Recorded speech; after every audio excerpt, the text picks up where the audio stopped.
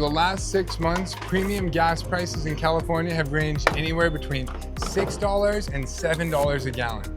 I've been driving the Raptor and I've converted it to E85. I've been finding E85 all over the state for anywhere between $1.99 and $2.99 a gallon. And it feels like I'm saving a lot of money. This is the part when everyone says, okay, but E85 isn't as fuel efficient as gasoline. And that's correct. The other thing is that I had to pay for the eFlexFuel kit, and that cost some money too. So has been driving on E85 for the last 6 months saved me any money? Or does it just feel that way here at the pump?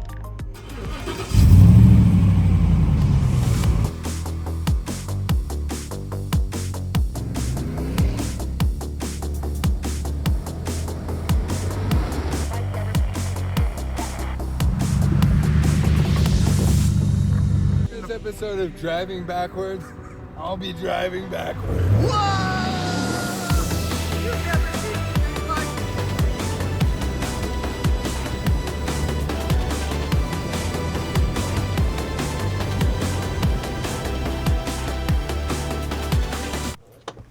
This is my 2013 Ford Raptor. It's got the 6.2 liter V8 and it's an awesome truck.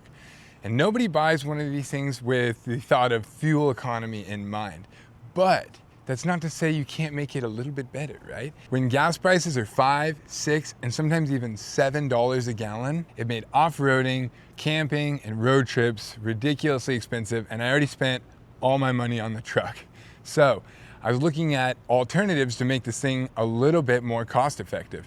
I saw a lot of guys online using the eFlexFuel kit, and I wanted to try it out myself and figure out, is it really gonna save me money or other people money, and is it any good? But I wasn't really convinced by the math that some of the guys did online, and I really wanted to test, like, is it just cheaper at the pump, or are you actually saving money? Before I did the conversion, I was averaging like 11.6 miles to the gallon over the course of like 3,000 miles. And the thing is, a lot of guys will be like, my Raptor gets way better fuel mileage than that. And I'll tell you the truth, I wasn't driving it for fuel mileage, I was driving it the way I like to drive. So after doing the conversion kit, I've been getting 9.6 miles to the gallon. That's not the dash calculation.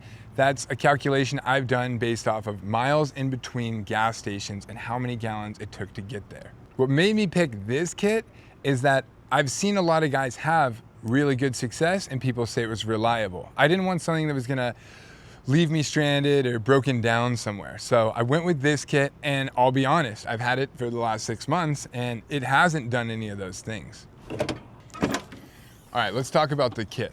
So the eFlexFuel kit monitors the ethanol right at the fuel rail, so it's constantly adjusting for ethanol. One of the more important things to me is that I'm not just locked into running only E85. If I can't find it or a good deal on it, I can just fill up with gasoline and keep on going. And that kind of flexibility makes this practical for almost any car. So let me show you how it works. There's a fuel sensor that you install right here that monitors the fuel right before it gets to the fuel rail. You just unplug your stock injector and you plug it into the harness. That goes up to the module and then goes back out. Then the wire comes back in and plugs into your stock injector location. It's kind of like a little piggyback system, and it does all the math for you.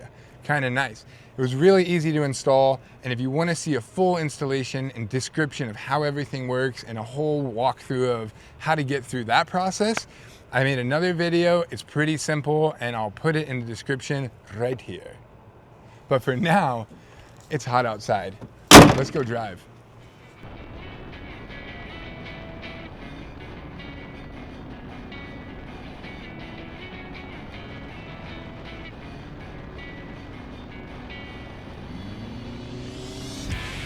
Since installing the kit, I haven't just babied the truck either. I've actually driven it pretty hard. And I've driven it in all types of driving situations. I've been on the highway, I've been in the city, I've gone camping, I went to Pismo, we did some rock crawling, and it's been great the whole time. The kit hasn't let me down, I haven't had any weird issues, and so that's one thing I think I can say confidently is it's been reliable. The other thing is I have had to get gas 2 times in the last 6 months. And those 2 times when I had to get gas were quite painful, to be honest, because it was so much more for a full tank of gas. Another thing worth mentioning is I didn't just go to the same fuel station every single time because I knew I could get it at a certain price. I drive all over California all the time, and I'm always going to different gas stations. I use an app called GasBuddy, and you can look on a map and see fuel prices all over the place. And sometimes I'll even plan out my trip based off of where the E85 stations are gonna be if it's convenient enough. That is one thing that's noteworthy. You can't just get E85 at any gas station. You have to know where it is. So the GasBuddy app actually helps a lot.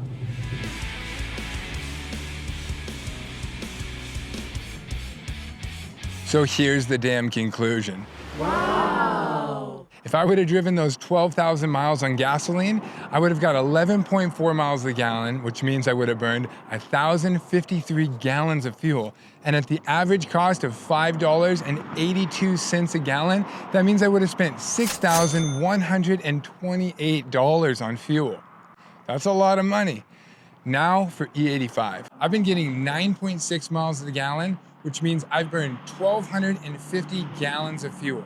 But at the average cost of $2.77 a gallon, that means I've only spent $3,463 on fuel.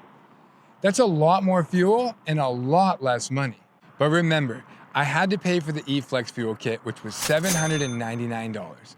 So if we factor that in, I still saved $1,866 driving around on E85. And the eFlexFuel kit paid for itself after 3,600 miles. That's just a little bit over one oil change worth of driving. Not bad. I'm happy to report this clearly answers the question. Does driving around on E85 save me any money? I can confidently say yes. But I would definitely recommend checking your local E85 prices around you to see what's available. If you want to know if this kit works on your car, you can go to the eFlexFuel website, put in your year, make, and model, and it'll let you know. Also, you can use the code SHIFTED in all caps on the eFlexFuel website to get $100 off. You're welcome. Thank you for watching. Goodbye.